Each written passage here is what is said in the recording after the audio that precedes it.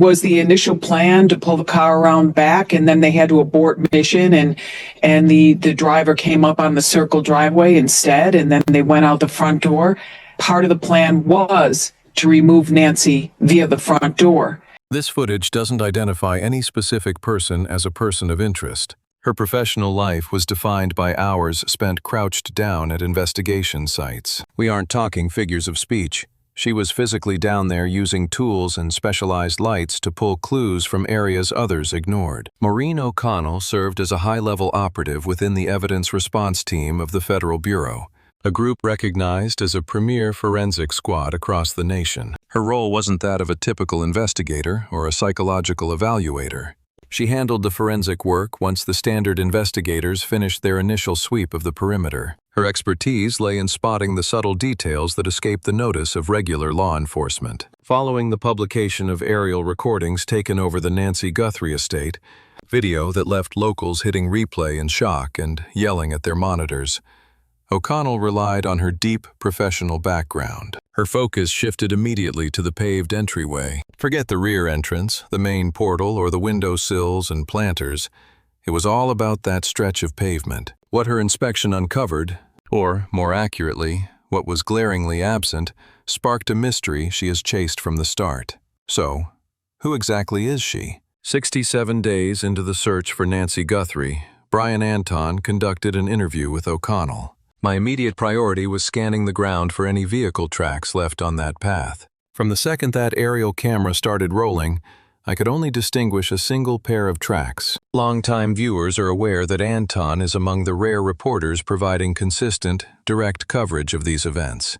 He possesses the necessary entry. With his network of sources, he has been on the ground in Tucson, digging into things the mainstream media overlooks. By day 67, he managed to speak with O'Connell herself. The insights she shared during that conversation have been largely ignored by the major news cycles surrounding this mystery. She operated as a dedicated agent for the Forensics Division of the federal government. I need to clarify the weight of that position as it adds crucial context to her later statements. That specific investigative squad, known as the ERT, represents the Bureau's elite scientific wing, summoned for the trickiest and most delicate situations. They handle the most critical forensic scenes nationwide, including those involving heads of state, large-scale tragedies, and major federal offenses where the physical clues are so vital and easily damaged that errors are unacceptable. In these cases, a simple mistake in protocol is far more than just a minor slip-up. It represents a total collapse of the prosecution's foundation. Members of this team undergo rigorous preparation across various scientific fields. This includes studying blood patterns, examining digital data, lifting hidden prints, and gathering microscopic particles. In their line of work, evaluating vehicle treads isn't some minor detail. It stands as a fundamental pillar of their expertise. These professionals are skilled at locating and documenting rubber tracks in environments that vary from simple to incredibly taxing. O'Connell wasn't just some talking head giving a casual opinion to a group of supporters. She functioned as a seasoned expert providing a formal scientific evaluation to a journalist for a public record regarding an actual disappearance.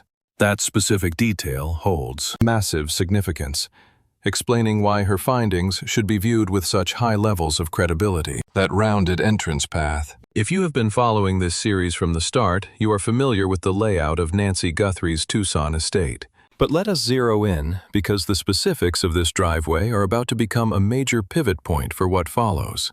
Nancy Guthrie's residence features what is commonly known as a horseshoe drive. It is a rounded, looping path out front that allows a vehicle to pull in, swing around the bend, and exit without ever needing to shift into reverse. On the surface, it is a functional feature. You see these frequently in southwestern homes, and 99% of the time, they are just convenient parking spots. But let us look at this setup from a much more calculated perspective. A circular drive offers convenience, sure, but from a purely tactical standpoint, it is built for a lightning-fast getaway. You pull in, handle your business, and vanish. You do not have to back out blindly into oncoming traffic. There is no awkward reversing down a quiet street where you might get spotted, and zero need for a three-point turn. You leave facing forward at high speed the very second you decide to go, with total visibility and no fumbling with the gears. If the plan was to snatch Nancy Guthrie from her home in a heartbeat, forcing her out quietly while minimizing the time the car was sitting in a vulnerable spot, that front loop is exactly where you would want to stage your vehicle. Pull up, load the cargo, and roll straight out. O'Connell basically said the same thing. She told Brian Enton point blank that she thinks that front loop is where the car that hauled Nancy away was actually idling. I am convinced the car pulled right up to the front to take her. I know those back doors were secured with gates, but I think a situation arose that forced them out through the front. And maybe it was that dog barking in the back.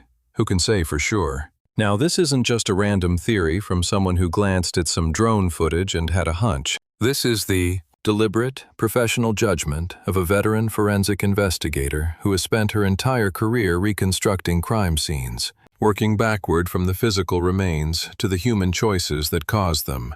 The theory about the neighbor's pet and the back exit. So, the burning question is, why the front door? We are well aware that there is a gate in the back. This channel has spent hours analyzing the rear access and the theory of staging near the back entrance.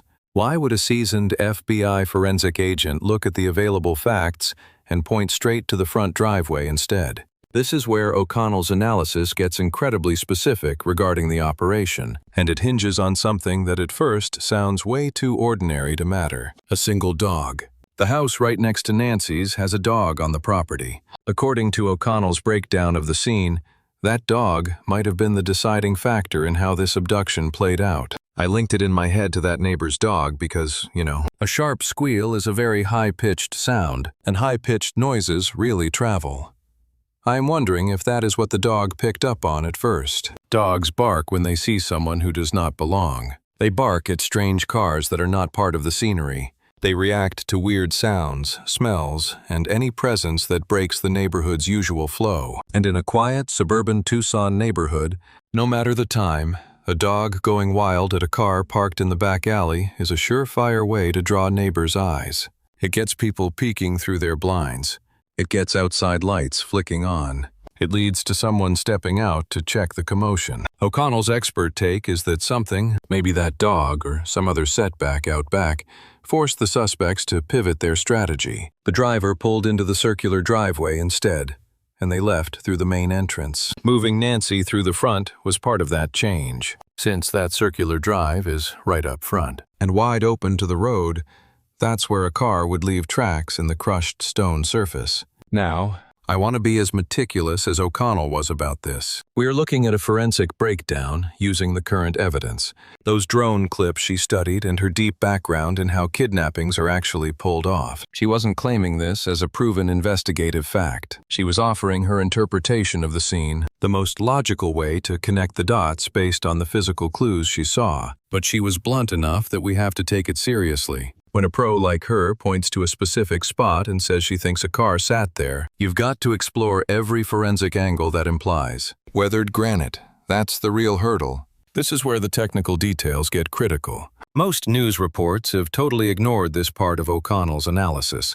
You guys need to grasp this to see what's really at stake here. Nancy Guthrie didn't have a concrete driveway. It wasn't blacktop or those fancy paving stones or any solid pavement you'd find in a newer neighborhood or different part of the country. Her drive was made of decomposed granite. And that exact ground cover, what sat right under the wheels of every car coming and going, is the key to the whole evidence problem she is highlighting. That driveway is built from weathered stone, which makes it incredibly tough to pull a decent tire print. Weathered granite, often called DG, is a natural material from rock that's crumbled into loose grit over the years. You see it everywhere in desert yards across the American Southwest. From Tucson to Phoenix, Scottsdale to Albuquerque, it handles heat, lets rain through, and stays low maintenance. It just fits the desert vibe perfectly. Hundreds of thousands of Arizona homes use it as their main ground cover. From a crime scene perspective, this weathered stone makes gathering evidence a total nightmare. The main problem is DG isn't solid. It's just loose, moving grit. It gets squashed by tires or people walking on it. But those marks aren't permanent and get messed up easily. When a car rolls over crushed stone, it definitely leaves a mark. Its heavy frame presses right into the grit, carving a pattern that matches exactly where the rubber meets the ground. But these tracks, unlike those in wet earth, mud, or clay, are incredibly delicate. Someone just walking by can easily ruin them. Another vehicle might smear them, or a bit of wind and rain could wash them away. In a dry desert where the wind never stops and shifting heat moves the soil around, you don't have much time to document that evidence before it vanishes for good. Then, there is the issue of how messy it looks. Weathered granite has a naturally chaotic and uneven surface. It doesn't look like flat mud where a tire tread stands out clearly to anyone. Believe me, G, those tracks are there. The packed down dirt exists, but it's nearly invisible without the right tools and perfect conditions. And that is what makes taking a clear photo such a nightmare. It requires side-angle lighting. Tire marks in grit don't show up on camera the same way they do in mud. You can't just walk up to a path, aim your lens in the sun, and get a useful shot. The ground just doesn't reveal its secrets under normal light. That specific method O'Connell mentioned, the trick forensic experts use for loose gravel and difficult evidence on tricky surfaces. A skilled pro will use precision tools, sets of rulers, and they'll shift the lamp into various side angles to catch the tiny ridges hidden in the dirt. Side-angle lighting essentially means placing your light source extremely low to the ground you are. Documenting, letting it skim the surface so every little dip or bump throws a long shadow. When you do this, details that were totally hidden under the midday sun or indoor bulbs suddenly pop because the deep shadows create the contrast a camera needs to see. You have probably seen this happen in your own life without thinking about the science behind it. If you've ever used a flashlight flat against a rug to find a footprint, you've used this trick. Those marks that were invisible under house lights show up the second you drop the torch low to the floor. The same logic applies to tire tracks in loose stone. Angled light creates deep shadows. Shadows build contrast, and that contrast reveals the hidden tread. Without this side light technique or something similar, documenting tracks in crushed stone is incredibly difficult, if not totally impossible to photograph in a way that produces evidence fit for a courtroom. You might know the mark is there. You might even see it if you squat down and look at just the right angle in the sun. But getting a clear, measurable picture that can be used for comparison as real evidence is a different story entirely. And getting the lighting right is only the first step. You need a scale, a verified measuring stick or reference bar set level with the mark. That ruler is the scale. That is precisely what I mean by using a scale. You know, those tiny rulers placed by fingerprints and such. We use the long ones for tire marks before investigators leave their own footprints on the ground they are salvaging, before the site is handled by those who don't realize. This specific spot might hold the most vital physical proof. That forms the technical basis for what O'Connell analyzed in the drone clips. It was the metric she used to judge the footage O'Connell observed in the drone video. She scanned the aerials exactly how she was trained, ignoring the drama to focus on the actual forensic work. Was there any visible investigative process at the site? Specifically, if the team was performing the necessary, thorough, specialized evidence collection this specific driveway required. She found no proof of anyone processing tire tracks there. No specialized lighting gear was present. The mobile kits forensic teams use for these tasks. No one was kneeling with cameras to photograph marks. No organized grid mapping of the front parking area. No obvious work on the circular drive's gravel that matched the track recovery O'Connell expected at this scene. Now, notice where O'Connell's professional integrity really shines. She remained extremely cautious with this claim. She admitted the feds might have worked when Brian Enton's drone was not in the air. I didn't see anyone documenting any tracks in that soil. I don't recall seeing it happen. The feds cleared us out, though we flew sometimes. The camera missed some moments, perhaps with equipment at 4 a.m. or other times not caught on film. O'Connell can't confirm the work happened just from these videos. She was honest about the limits of her observations. She avoided exaggerating her findings, yet she simply never saw it. That missing forensic activity has troubled her since day 67. A pro agent looking for standard procedure and finding no sign of the expected thorough processing, unable to verify that it ever took place. That is the formal statement O'Connell gave, which creates the major issue regarding the timeline. Looking broader, her point isn't just about the photos. It all comes down to timing. And when gathering forensic data from a spot like this, a high-stakes crime scene, a site with various agencies involved, handled under public glare, and opened and closed repeatedly, every second is vital. We are aware, and official public files prove it, that Guthrie's land was not kept under a total, constant lockdown from the start until the final sweep. They let the scene go.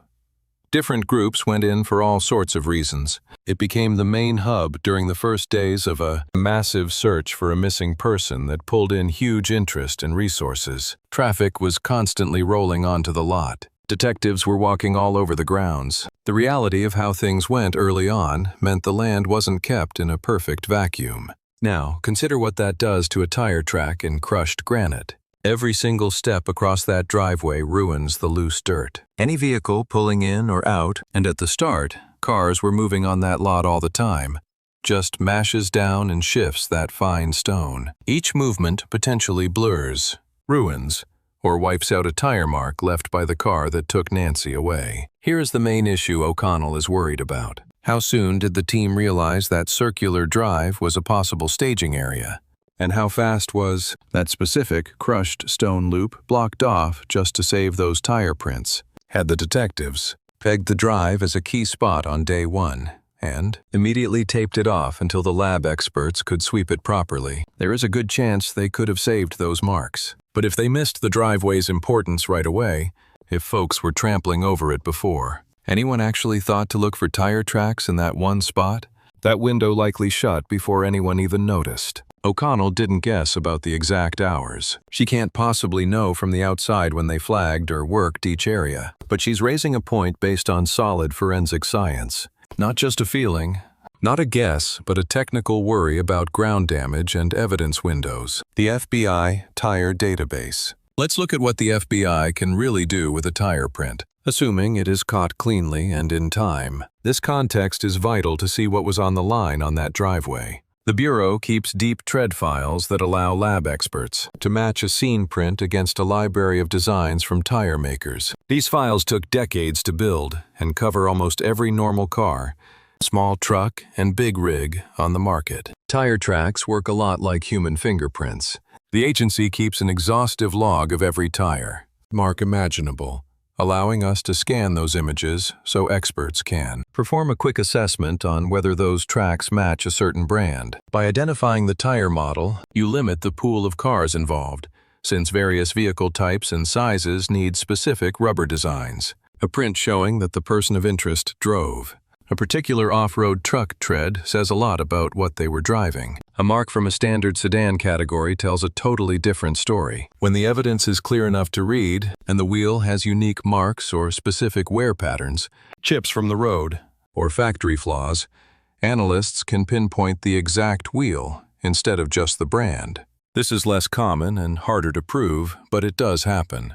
Analyzing tire tracks is a legit scientific field with plenty of legal backing. It has been used as solid proof in federal courtrooms. Federal forensic teams have poured resources into this, and O'Connell spent her whole career in the labs where this is done. Basically, this creates a logical breadcrumb trail. A sharp, clear, measured print from the front drive at Nancy's place could reveal the exact tire brand. The brand then points to the type of car. That car type, mixed with other detective work, cameras, witnesses, and phone records, can lead right to a specific vehicle. And that vehicle is the key to finding who took Nancy. That whole link, mark to tire, to car, to person, never starts without that print. And that mark was left right there in the gravel of the front driveway. Back then, the scene was still fresh enough to preserve it. The link to the fake backdoor theory. I want to fit this into the bigger picture we have built, because O'Connell's driveway theory is not just a random idea. It ties into something you all know well, making both arguments even more convincing. We have talked a lot about the idea that the back door was staged, clues suggesting the rear of Nancy's property was messed with on purpose, that the back entrance was left open in a very specific way. but things were moved to create a fake narrative that raises serious questions. That has been a major point of interest for everyone following this case. This is how those two ideas work together, not as opposites, but as parts of one single plan. If the back of the lot was just an elaborate ruse meant to throw off the cops and sell a lie about how Nancy left the scene, then the actual getaway car might have been parked in a totally different spot. The staging is the smokescreen. The real exit happened elsewhere. If so, the front driveway wasn't just a detail, it was the actual point of impact. On the flip side, this brings the dog back into play. If the rear entrance was the goal but hit a snag, that circular driveway turned into their plan B. The backway exit was no longer an option. They moved the vehicle around to the front instead. The getaway happened via the loop, leaving tracks in the crushed stone that were either logged by the techs early on or lost to contamination. Regardless of which it was, it points to either a fake-out at the rear or a botched strategy that forced a change. That front circular drive stands out as the most critical spot for the entire operation.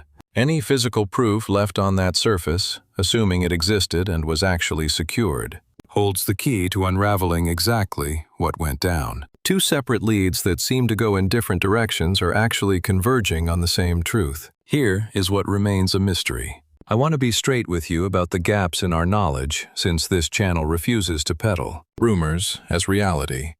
You deserve to know exactly where hard proof stops and educated guessing starts. It is unclear if the FBI ever actually pulled tire tracks from that front drive. We aren't even sure if they tried, and if they did, we have no idea when in the investigation schedule that work actually happened. There is no word on whether any molds, if they even exist, ever hit a match in the federal crime databases. Whether that gravel was kept pristine or trampled before the forensics team arrived remains a total unknown. We are completely blind to the Bureau's internal intel. Their official case folders are strictly off-limits to us. Our analysis relies solely on the public record. Here is what we can definitively prove through verified documentation.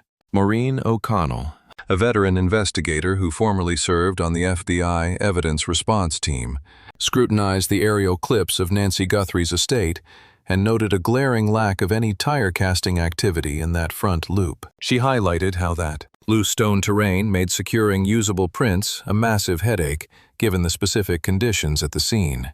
Her professional take was that the front driveway was almost certainly the spot where the transport car was waiting. She was very deliberate in voicing, publicly, and for the record, her fear that if those prints weren't caught early on, a vital clue for identifying the car might have vanished forever. This isn't just internet gossip or some faceless tipster talking. That is an actual, high-level forensic expert providing a concrete, expert analysis to a journalist regarding an active criminal probe. Her background gives those words massive credibility, and they should be treated with serious weight. The FBI silence factor. This expert's take fits perfectly into a larger trend this community has been watching since the first days of the search. The feds have stayed remarkably tight-lipped about their crime scene findings and the overall direction of the search. Let me be very clear about why I'm saying that. Since law enforcement usually keeps quiet during an open hunt anyway. That is actually the standard protocol, and they do it for a dozen valid reasons. Spilling details might blow a lead, alert the suspects, or tank the entire legal case later on. However, the absolute blackout surrounding Nancy Guthrie's case is so extreme that even the media is starting to call it out. Specialists and veteran sleuths who understand how the Bureau typically handles info on major missing person cases. It is not merely a matter of them withholding certain details. It is more about how they have validated almost nothing at all. Brian Enton has highlighted through his relentless coverage how difficult it is to get any real substance out of the feds right now. O'Connell shared her thoughts, largely because the public investigative record is so incredibly thin. She analyzed the existing data because what the task force has officially shared with the community is minimal. We are aware the Bureau is on the case. We know they did a forensic sweep of the home already. We know they are likely chasing leads using every resource at their command. What remains a mystery, what the public record does not show, is what was found on site. The lab results, or if they checked the curved driveway for tire tracks, and if so, what those marks revealed. One specific part of the federal probe has really grabbed the attention of those watching closely. This involves a dark glove found in a field about 2 miles from Nancy's house. Agents noted this item looks identical to what the suspect wore in the porch camera video. Not a technical lab match, but a visual style match. However, since it also carried biological traces, it became the most vital piece of evidence found away from the residence. Here is the timeline. Local deputies seized the glove and sent it to a Florida lab on the night of Thursday, February 12th. The package arrived at the facility that Friday. The first set of data was back by Saturday. Those findings proved the glove has DNA from an unknown male who is not in Nancy's inner circle. The Bureau then performed their own quality checks and formal verification. Once that was wrapped up, the genetic profile was uploaded to CODIS, the national database. That system scans every single record looking for a hit. If this person has a record for a serious crime in any state, they are in the system. In most regions, their DNA is stored permanently. If they were ever required to provide a sample for probation or the registry, they are in there. It is a massive archive that runs comparisons around the clock. You can get a match in just a few hours. But here's the one catch everyone has to understand. The search only works if the suspect's profile is already on file. If this individual has a clean record, their code won't be in the database. That is the hurdle. And that is why there is a fallback plan. News outlets suggest that detectives might submit the sample to public ancestry websites. Police are waiting on final lab results from the glove found 2 miles from Nancy's Arizona home. Those answers could arrive later today. Federal sources claim the item is a visual match for the glove the person of interest wore on the security clip the night Nancy was taken. For more than 40 years, Joseph D'Angelo managed to stay off the police's radar. His capture in 2018 wasn't triggered by a hit in the federal database. Rather, it happened because a far-off family member shared their genetic profile on a public site. Detectives mapped out an extensive lineage, whittled down the list, and eventually nabbed his genetic code via undercover tailing. A mystery frozen for 40 years, thawed in just 4 months once DNA ancestry tools were utilized. Regarding the Nancy Guthrie investigation, authorities are pursuing 2 paths at the same time. Federal databases are scanning currently, while forensic genealogy remains ready for deployment. A suspect's identity will surface from one of these methods. It's merely a matter of time now. Plus, anyone who ever mailed a swab to companies like 23andMe or other testing platforms is now effectively helping law enforcement track down this abductor. To investigators, this genetic material serves as a photo, a print, and an admission of guilt. That discarded glove held everything they needed. Currently, the full weight of the nation's crime labs is focused on that single sample. The perimeter is closing in, fueled by rapid technological breakthroughs. Yet, biology isn't the only weapon being used in this hunt. The Bureau's specialized cell tracking unit, commonly called CAST, acts as a primary resource for high-stakes crimes of this nature. The former federal supervisor mentioned to the media that experts are likely scouring massive amounts of signal logs from the abduction night. Each mobile device, operating near the residence from midnight until 4 in the morning on February 1st, left a digital trail. Detectives are able to chart exactly which units were nearby, their duration of stay, and their subsequent travel routes. Should the suspect have had a phone on them, and almost no one goes anywhere without one, specialists have likely reconstructed the path of every local signal. The former investigator shared a detail that ought to strike fear into the perpetrator's heart. He suggested that officials likely have a list of individuals they are already vetting. While some suspects were ruled out, others remain under scrutiny behind the scenes. It's just the tip of the mountain. Public briefings and televised updates represent only a small fraction of the actual work being done. Out of sight, federal agents are piecing together evidence using highly classified methodologies. When the silence breaks, it won't be an announcement. It will be an arrest. This brings us to the specific event that links all these threads together. Over the past day, 2 pleas were directed at the abductor. One coming from the victim's child, and the other from the president, creating an unprecedented level of public urgency. If an outsider holds any information at all without being directly involved, whether they are a peer, a kinsman, or a local resident, seeing any odd traits around early February is vital for everyone trying to make sense of the clues we have. Countless 84-year-old women nationwide are currently at risk, residing by themselves in homes featuring curved entries and dry gardens, where local pets alert owners to any strange noise. These people and their loved ones rely on the belief that their sleepy streets are secure. What exactly was the fate of Nancy Guthrie? We haven't uncovered the entire story yet, and we aren't going to act like we have. The events took place in a Tucson suburb, right by a home with a circular drive made of crushed rock. Additionally, the window of opportunity to gather the most vital, physical clues from the site might have passed before investigators were even looking at the right spot at the right time. That specific time frame inevitably runs out in every single inquiry, from missing persons searches to any felony investigation across the entire nation.